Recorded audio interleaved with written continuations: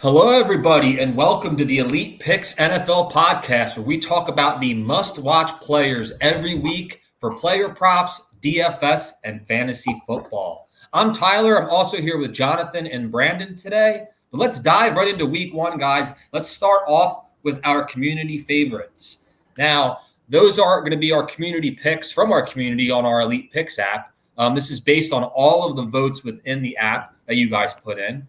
But here we have, as you can see, the 6 top player props from week one. But Jonathan, let's kick it off with you with starting with the first 2 players on this list. Well, we're going to start with JJ. And obviously, Justin Jefferson, I saw this Elite Pick score. It's a 99.99. I'm like, well, that's great. And then I'm like, oh, wait, but it's Sam Darnold, right? Like, that's the catch there. But so I went back and looked at some of Justin Jefferson's stats last year when he was playing with the likes of Nick Mullins and Josh Dobbs.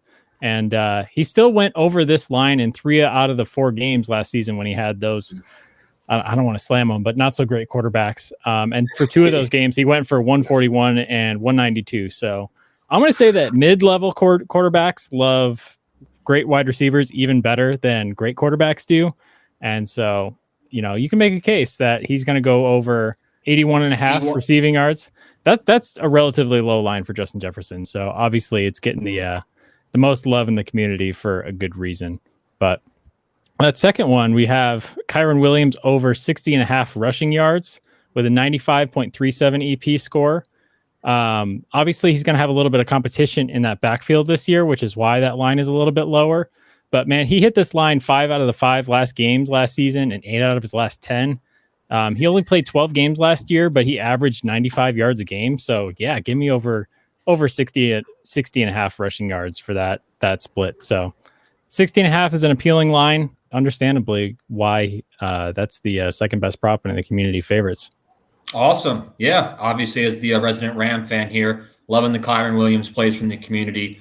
And, I'm not really on the Blake Corum train. I think Kyron Williams is still going to be the dominant back in that backfield.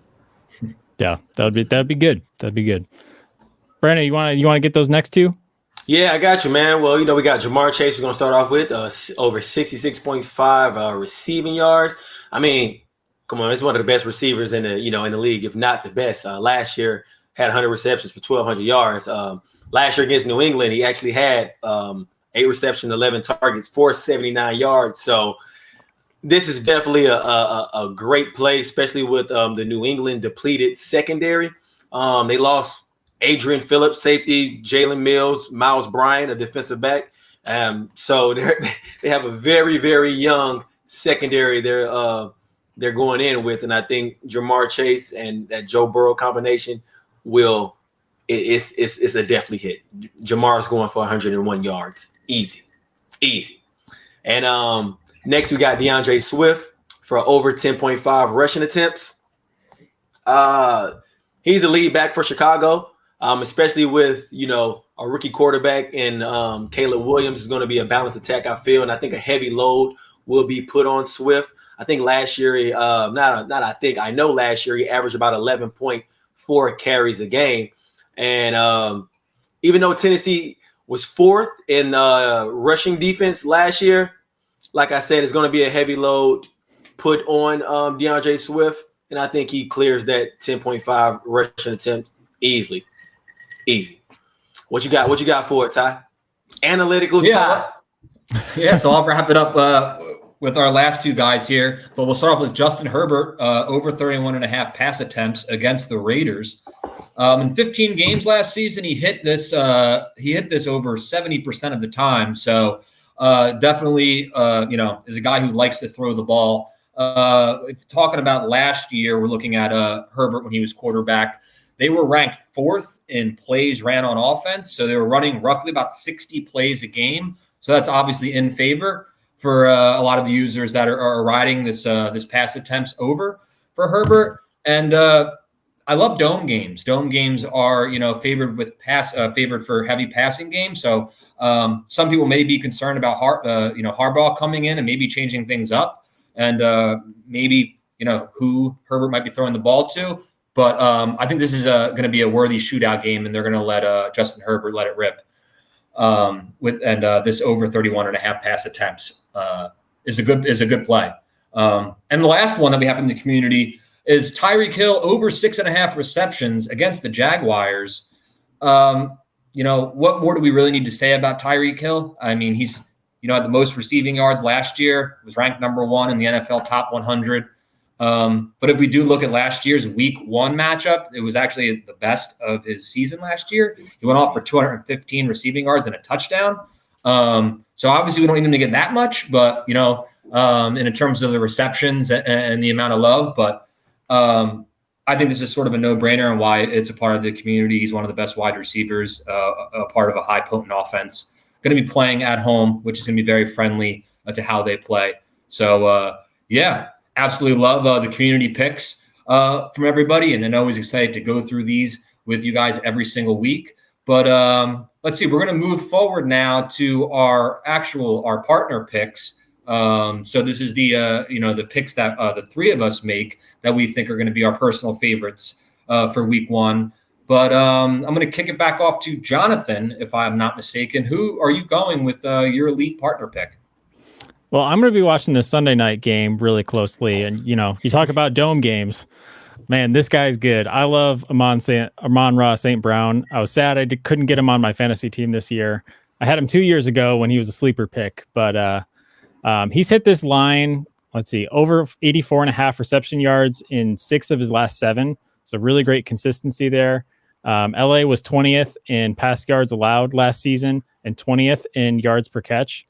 And so his over-under on receptions, too, this is a good thing to look at if you're looking at reception yards. His over-under on receptions is 7.5. So that's a number that I wouldn't bet as much as his over on yards. But that shows you how much Vegas thinks that he's going to be getting the ball. So if he's going to get somewhere in the neighborhood of 7-8 receptions, I like him to go over 84.5 yards pretty easily. He's the best weapon that they have on this high-powered Detroit offense. And so I really like that line for Amon-Ra St. Brown. It's a good pick. Yeah. Smooth.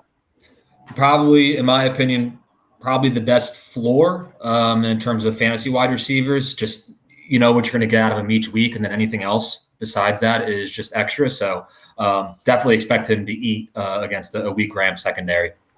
For sure. B-Dot, who you got, man? Well, I got Tyreek Hill over 6.5 receptions. No.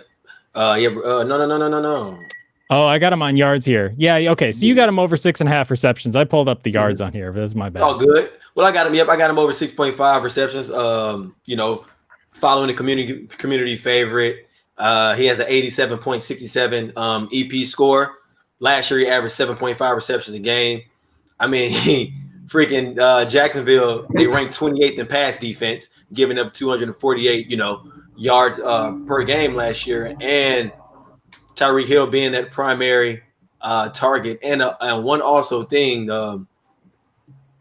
that the Dolphins do, they like to have a short pass game. They love those quick short passes to Tyreek Hill, get him in the open field so he can create. So I can see about at least 3 or 4 passes, being made to him, 1 yard pass for him to create and go crazy. So I think this is a lock. Like Tyler said last year, Tyreek went crazy. And like I said, playing against a diminished Jacksonville defense, I think he's going to have a hell of a Sunday, both receptions and yards. I mean, with that EP score right there, I was going to say, you can't really beat that 99.99 right there. That's you crazy. can't at all. So you can go with either one. Let's go ahead and double it up. My fave is the reception yards and the receptions. Yeah, go ahead and double dip with Tyreek. I love it.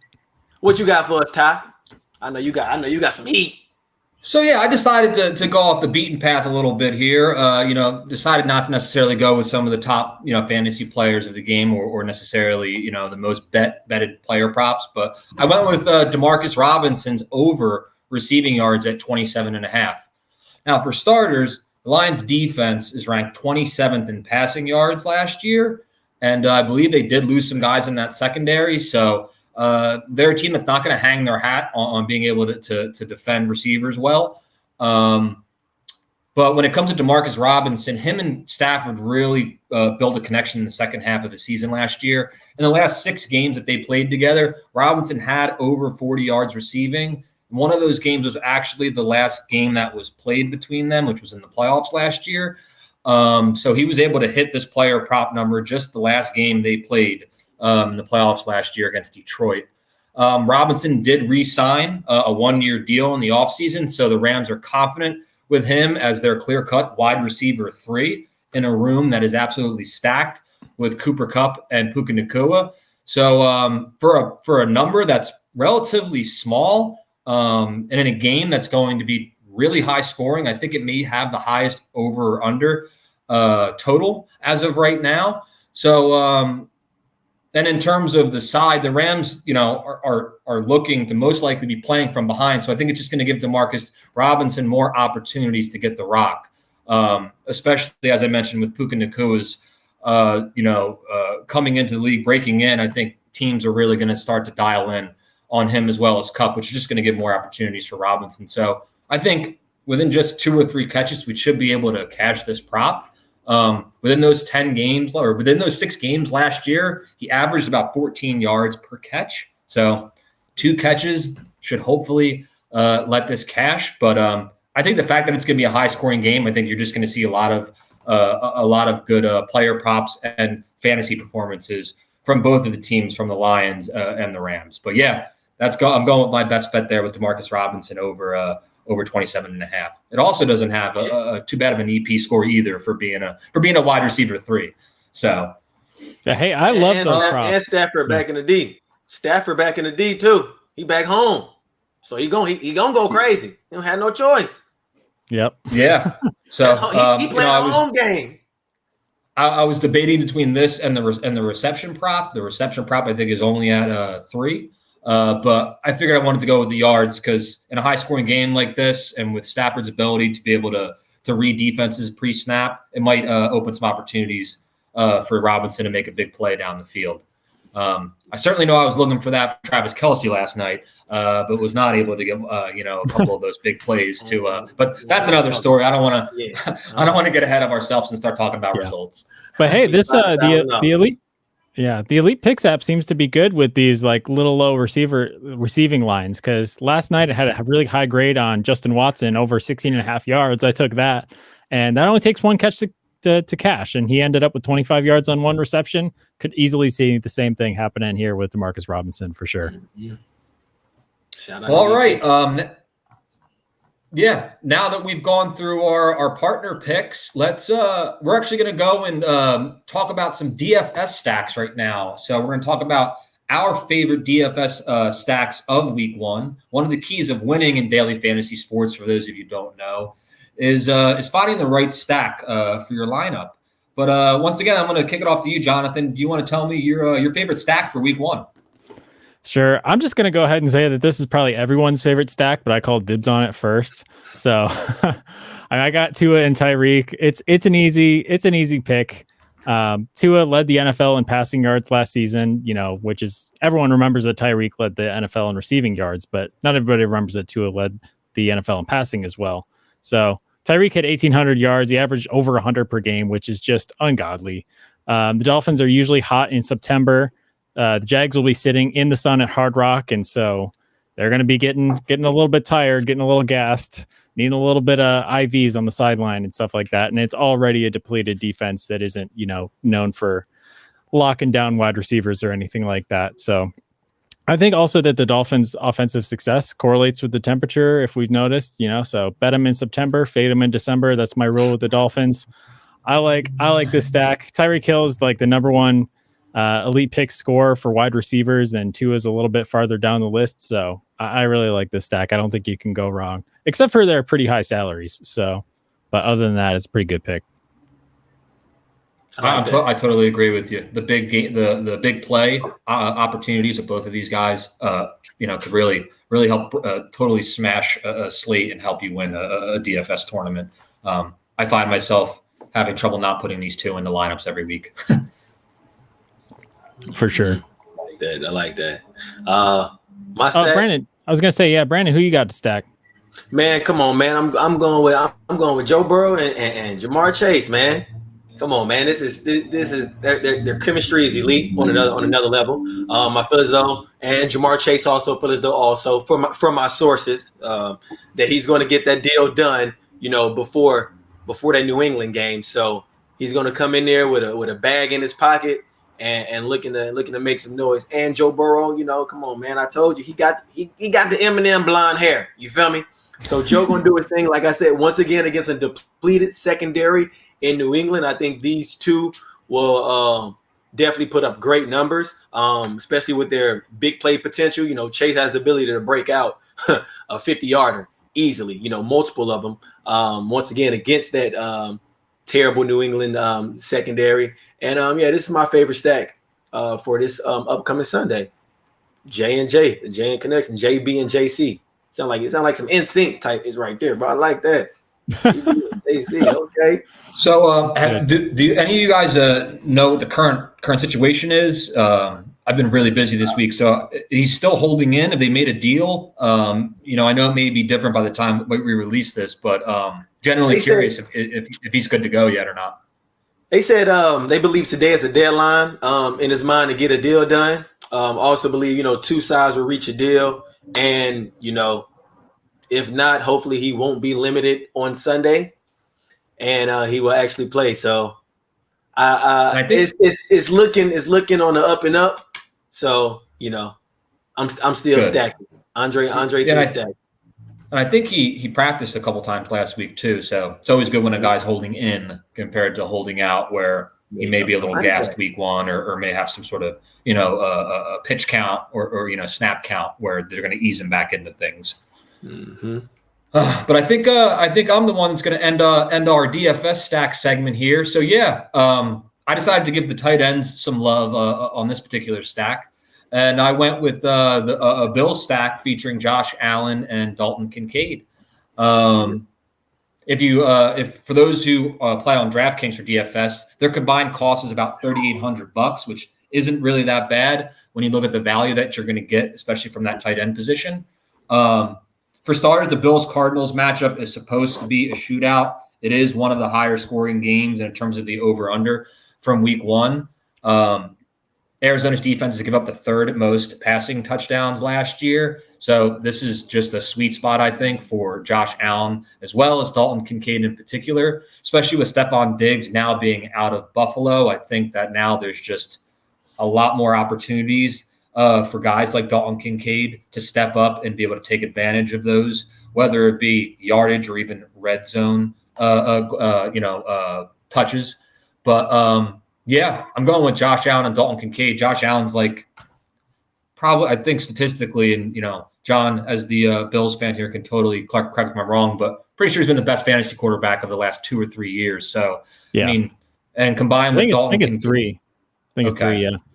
And combined with Kincaid's upside and now probably going to be getting a featured, role in the pass catching game. Really excited against a Cardinals team that people are really high on, but isn't the first year that I've seen people high on a Cardinals team that ends up being just about the same as they've been. So I think the Bills might squash some of those preseason hype, right in week one. So. But those are my DFS stacks, and might have to play your guys' stacks as well. I know I already have a few lineups of these two in, but as well as Tua and Tyreek. But So okay, moving on. Ty, I don't know now. I live out here in Arizona, and I DJ. I ain't seen none of the players in the clubs, which is the first. Okay, usually around football season in the summer, they'll sneak off in the club, a little private party. I'm DJing. I ain't seen him, so and I that's because Kyler's at home playing COD. I think that's why they're not in the clubs. Okay, so that's what it is. I seen Ty looking at his screen, but I didn't know if he was watching film or playing COD. So there you go. You did confirm it for me, John. Never mind. And to be honest with you, I thought that they would be at the club because they know they don't have to face Aaron Donald 2 times a year anymore. I know because I know that he's had his fair share even in I think their last playoff appearance. The Rams wiped the floor with them, but I know a lot of people are high on them this year. But I think some people are low on the Bills this year compared to the past few years. So I think that in terms of the momentum and sort of a lot of the hype, a lot of pressure maybe on Josh Allen individually, but as a team, I think they're going to be as loose as can be, and they're just going to go out there and play. And there isn't going to be expectations of maybe the last 2 years where there was. But yeah, no, I totally hear you in terms of the Cardinals and definitely being out from Arizona. But I think the Bills are just going to be too much firepower, especially with Kincaid, being able to do his thing now at the tight end 1 position. We got next. All right, let's move on to we're going to move on to our start and sit segment. So this is more of our fantasy football related segment where we're looking at the most common start and sit questions asked for week 1. So we're going to get right into it. John, as always, I know I've been calling you Jonathan a little bit during this episode, but obviously you have John written on there. So John, please start it off for us here with your start and sit. I respond to anything, but we're going to stick with the same game here. The Cardinals at the Bills. It's so funny. These 2 backs are actually playing each other too, so it's easy to talk about this. But I think your answer here, these are both 2 talented backs who get lots of touches on their respective teams, but you got to follow the game script here. And now people say I'm being a homer, but I think the Bills are going to be up in this game. Vegas thinks so too. They're favored by 6.5. So that game script favors the Bills trying to run out the clock and Arizona throwing lots of passes. So, James Conner is a great receiving back out of the backfield, but I think James Cook has even more opportunity than that, especially in a Joe Brady-led offense that was really Ken Dorsey's offense last year that Joe Brady was running towards the end of the season. I think Joe Brady is going to do extra stuff with the running backs and the tight ends. I think the volume is going to shift from wide receivers just from a talent perspective because the Bills running back room and their tight end room got better and stronger over this past offseason. You're going to see a little bit more of that worked into this offense. There's going to be plenty of receiving opportunities for James Cook. And in a PPR league, you got to go James Cook for this one. He's a good play out of just about anybody out of the backfield. So I definitely like him over James Conner, and you can see the EP score right there. The algorithm likes it too. It's a good pick. Yeah. Yeah, I like it. I like it, man. Definitely agree on that. My start sit. Let's go. I was gonna say, what you got? What you got, B-Dot? Man, my start sit, man. We're going with we're gonna start Chris Godwin, and we sitting Deontay Johnson, man. Reason for it, man, Chris Godwin, he's facing Washington, who defense struggles against wide receivers. So I'm giving him, that favorable matchup. He's a consistent high target, especially if my man Mike Evans is getting double teamed. Chris Godwin has always been that reliable safety belt for that Baker Mayfield led offense. Come on, man. The EP score is higher, clearly 81.01 EP score, 69.42. Tougher matchup against a solid Carolina, a solid New Orleans defense. Deontay Johnson will be going to with the second-year quarterback. So I think it's pretty plain and simple right here. I'm not even going to elaborate it, even more. I'm starting Chris Godwin and send Deontay Johnson, man. I'm not even apologizing for it. You shouldn't. I don't think anybody's starting Deontay Johnson or any Carolina Panther over, an offense compared to Tampa Bay at this point. So, I got on Baker Mayfield last episode where I shouldn't, and I'm gonna give him his flowers this time. So he deserves it. So shout out B May, man. Come on, man. That's my dog. Come on. I used to love his ice cream. That Mayfield ice cream back in the day used to be hitting. What you got for us, Ty? Come on, analytical Ty, get it to me. I know you got some heat. So yeah, I'm similar to John. I got a running back matchup here between Aaron Jones and Devin Singletary. And as you can see with the EP score, I'm going to ride with Aaron Jones for the Minnesota Vikings. One, the Vikings are favorites in this game. So obviously when you're the favorite, it typically does favor the running game. Now, if you look at the Giants defense last year, and in terms of their running, stopping the run, they were not very good. They ranked 31st in rushing, and they were 29th in rushing touchdowns allowed. So not great. And in terms of being able to stop the run, and I don't really see that changing going into this year. So the fact that they were able to bring in Aaron Jones off of free agency as the clear-cut RB1, I think it's just going to be – they just know that they're going to have to give him opportunities.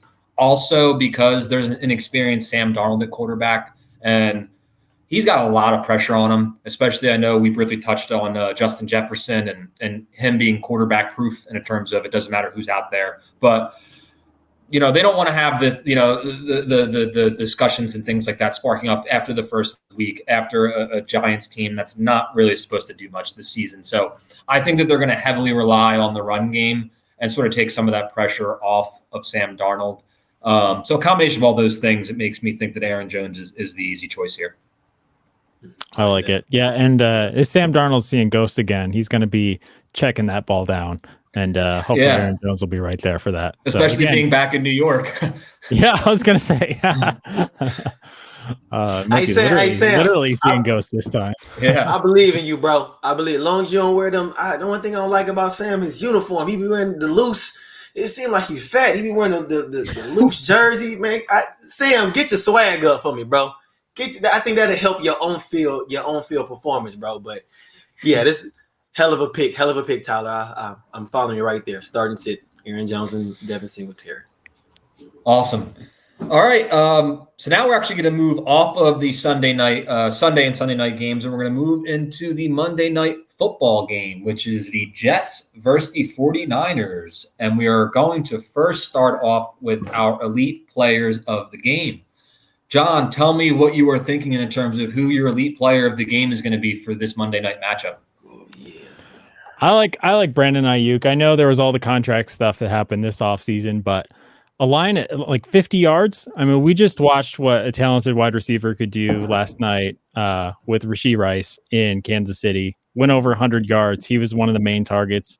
I think Brandon Ayuk has got to be still one of the main targets for this team. You put Brandon Ayuk on any other team and he's still wide receiver one, except for maybe like the Vikings or something like that, or the Dolphins. So he's in a crowded offense with lots of weapons, but at a line of 54 and a half, I like his over right there, and 90.17 EP score. So the EP score has went 2 for 2 with plus 90 scores already this year. So why not ride with that?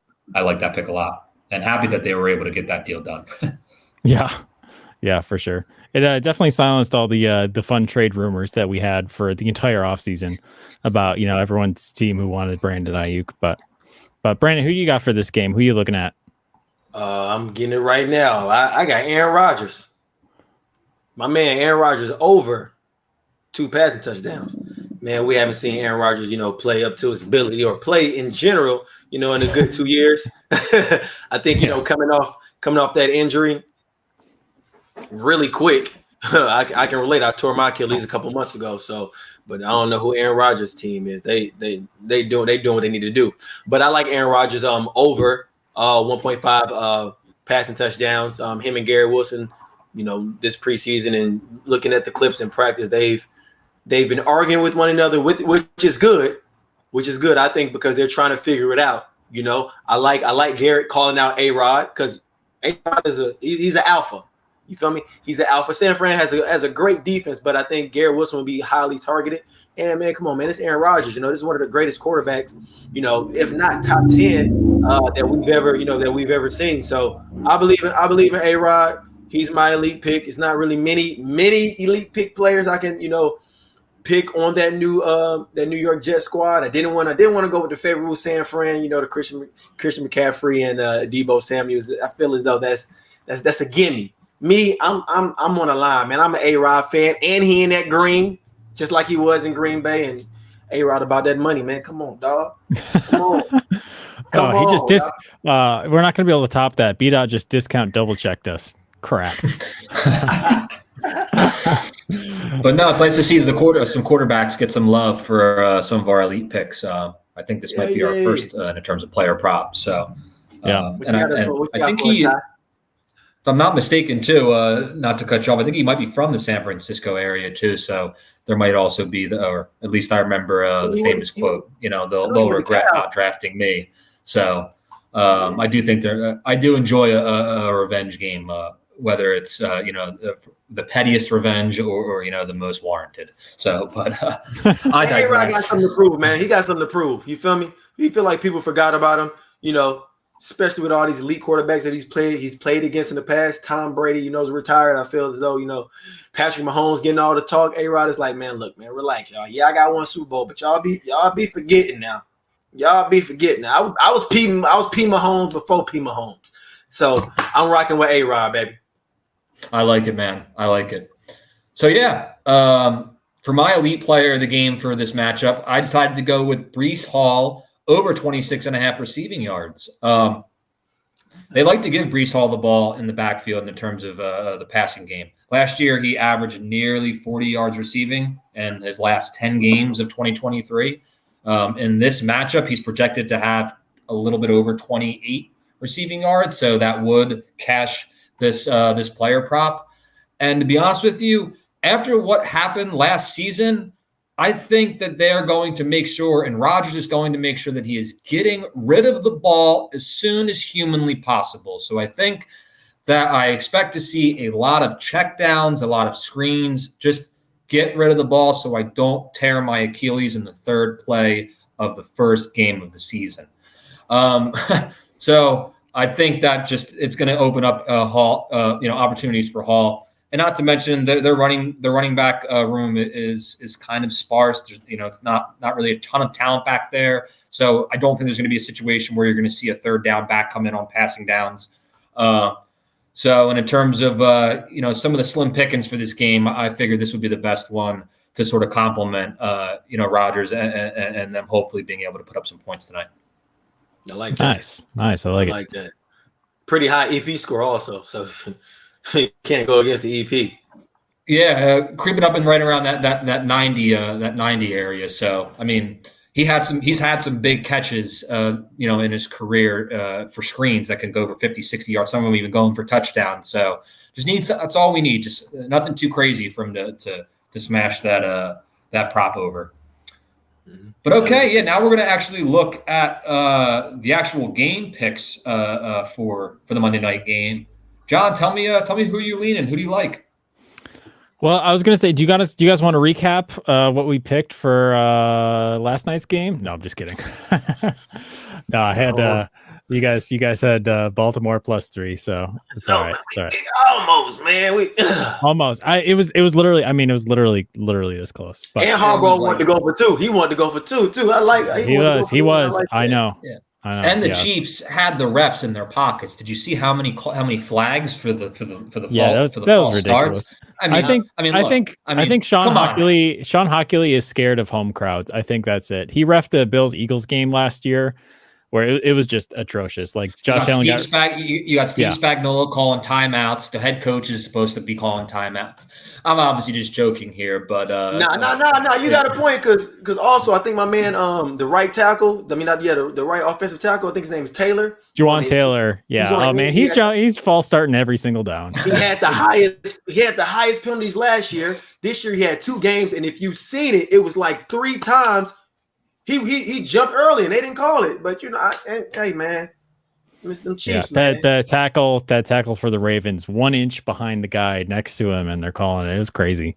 It's crazy, nuts. But that's neither. Yeah, shout out to John though for getting that pick right. Right. I'm just celebrating my lead while I have it because I know that it's not going to be that way for the rest of the year, so I got to make the most of it. But I hope I don't get burned with this pick because I picked the favorites last time. I'm going to go with the underdogs here. Jets +4.5. I think as long as Aaron Rodgers' Achilles is still intact, it's not going to be the Jets that we always know. A lot of people have picked the Jets to win the AFC East where the Bills are, and I think they're actually the favorite by a little bit. So I'm going to let them win a couple of games before somebody gets hurt or it falls apart. They do have a little bit of a cakewalk schedule as well. This is probably one of their hardest games until like November. But I think this could be close. And for that reason, I'm fine with the points here. 4.5 is enough points to make me think that even if it's going to be a close game, they might not win outright. I might pick San Francisco outright. You can see on the scoreboard there, the percentage 68% to win for San Francisco. So I might pick them outright, but I like 4.5 points for the Jets. But Brandon, what are you thinking, man? Come on, man. Jets, Jets, baby. Come on, man. Like it's A-Rod, bro. I feel as though they're going to get off to a very hot start, struggle in the middle of the season, and then try to find it at the end of the season. That's just my prediction for the Jets. And like I said, man, A-Rod got something to prove. He's a game changer, from words of Cam Newton. And I like Brock Purdy. He's a game manager. That's what they say. So I think come down in the clutch. I don't know how big Brock Purdy balls is. Pause.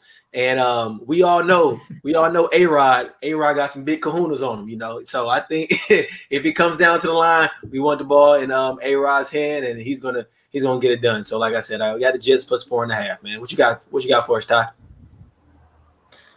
So yeah, you know, it's going to be Three's company today, fellas, because I'm also going to be riding with you guys and going with the Jets plus 4.5. Come on, man. You're setting us up to get screenshotted on freezing cold takes. No. We'll see, but I think I got some good logic as to why that this may be the case. For starters, the 49ers have had, without a doubt, the most noise this offseason going into week one. They've had Trent Williams, one of the best offensive linemen in the league. He's been holding out. Christian McCaffrey's been dealing with the calf injury. You've had Brandon Ayuk. I want to be here. I don't want to be here. I don't want to be with the Steelers. I want to be here. I'm a guy who really enjoys continuity, especially going into preseason and into the season. So I think that's going to affect how they're going to start this season. Then in terms of the Jets, they actually, I think, were the opposite. A lot of the noise last year, I think, has now since been tuned down, and they're just trying to focus on becoming a better football team. They addressed their biggest need last year, which was the offensive line, getting 2 guys in free agency, knowing that if we want Aaron Rodgers to be our quarterback, he's going to need time to throw the ball. So I think the fact that they addressed that is just going to give him more opportunities to ball out and to play well. So yeah, and usually when it comes to week one, uncertainties like this, I generally like to take the points just because we don't really know where both teams totally stand yet. Since there's been a whole off season of different moves and changes and things like that. So, and one fun reason is, as I mentioned, I'm a sucker for revenge games, and I think this is the Bobby Saleh. I think Robert Saleh is going to be coming back to the Niners and saying, "Hey, I'm going to take a W and be on my way and get out of here, Shanahan. So thank you." But yeah. Let's do it. Jets plus 4.5. I like it. I like it. I love that Three's company reference too, man. That's a hell of a classical show, bro. John Ritter, man, Jack Tripper. Shout out to you, man. Shout out to you. Well, let's hope that we can cash this so we can all give ourselves a cheers over our group chat compared to sending a message in the third or fourth quarter going, oh boy, like last night or, for the Thursday night game, I know the chat got awful quiet come that third quarter. So let's hope. Yeah. Shout out B-Dot. I made money on that. I made money on your pick, man. Lamar Jackson. Good, because I didn't. I should have laddered it. I did it, man, because I needed Kelsey to go crazy, and I needed Mahomes to run, man. I still got to pay child support and rent, man. So hopefully tonight is the night, okay? I need Jordan Love to go crazy. I need Saquon to do his thing because, man, 4 kids, bro, 2 child supports. It's expensive out there, man. Right. Shout out to the league. Preach it.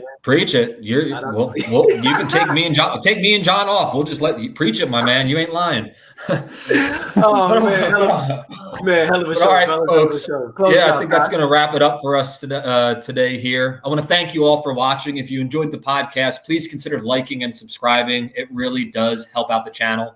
Also, leave a comment to let us know what you'd like to see more of or what you're betting on for week one.